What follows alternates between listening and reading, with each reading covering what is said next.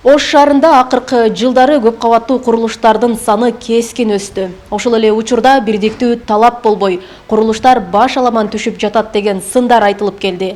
Бүгүн мына ушул сындарга чекит коюучу кадам жасалды. Тактап айтканда, 5 жылдан бери талкууланып ишке ашпай келе жаткан Ош шаарынын деталдык пландоо долбоору кабыл алынды. Деталдуу пландоо долбоору 2018 жылдын башында башталып, ошол эле жылы жыйынтыкталмак. Долбоорлоо институту экинчи этабын 2019 жылы толугу менен бүтүрүп беребиз деп убада берген. Андан бери 5 жыл өтсө да, деталдуу планы кемчиликтер бар деген жүйө менен кечигип келди. Деталдык планды жасоого шаар казынасынан дээрлик 25 миллион сомго жакын каражат корутулду. Ортодо башка кызыкчылыктар бар деген сөздөр да айтылып келди. Кээ бир жерде кызыл сыйстык керек, ал керек, жол кеңейиш керек. Ал жерде жеке менчик жөн бузулбайт. Аны мэрия сырытлар буза албайт. Ага бюджет керек, компенсация деген маселе бар.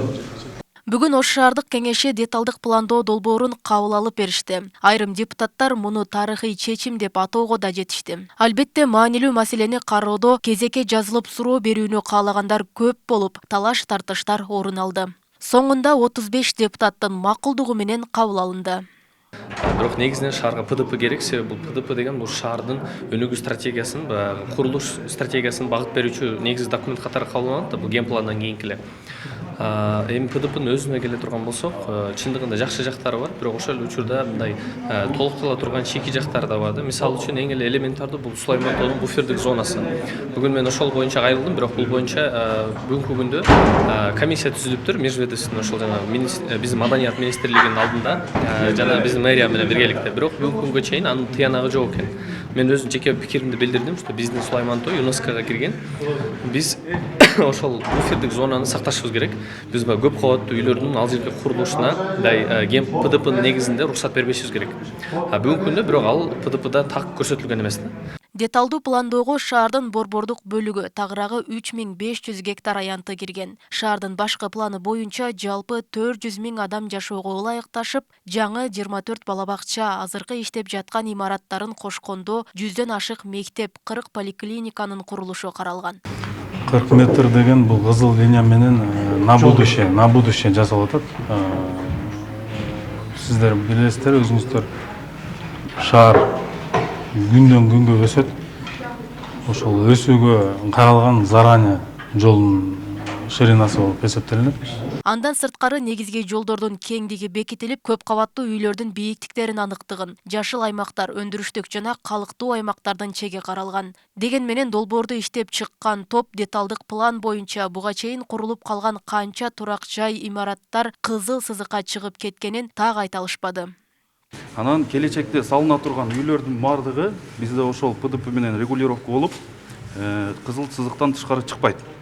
Ал эми азыркы күндө курулуп турган үйлөр боюнча айтып кетсек, алардын, например, эгерде кызыл китеби государственный о праве частной собственности деп коет, ал менчик жер болгондугуна байланыштуу, аны мамлекет тараптан, баягы мэрия тараптан келип принудительный күч менен алууга негизи болбойт. Бизде баягы частный собственность өзү конституция менен корголгондугуна байланыштуу.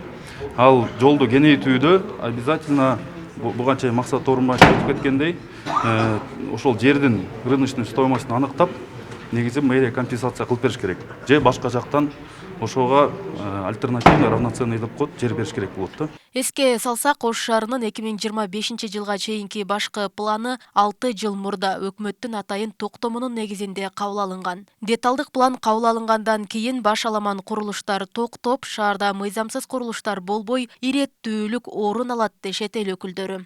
Анан жана буга чейинки мыйзамсыз курулуштар, жанагы буга чейин мэрлер бирден экиден квартира алат экен, болбосо уруксат бербейт экен деген нерсенин баарына ушул кагаз менен, ушул документ менен чек коюлат.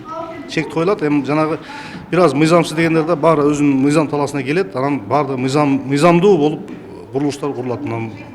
Мындан кийинки учурда Кудай кааласа. Башаламан курулуштар болбойт деп. Болбойт. Ушул документтин негизинде жумуш алып барса, башаламан курулуш, мыйзамсыз курулуш деген нерсе түшүнүк жок болуш керек. Ошондой эле сессиянын күн тартибинде Ош шаарынын административдик аймактык реформасы жөнүндө маселе каралды. Мында депутаттар Кара Суу районунун аймагынан 14 000 гектар жерди алууга макулдук берди. Башкача айтканда, шаардын аймагы кеңейип, калктын саны да көбөйөт. Аталган токтом долбоору министрлер кабинетинде каралып, жогорку кеңештен өтүп, президент кол койсо гана ишке ашат. Роза Акматжан кызы, Шахрух Иминжанов, Ош ТВ.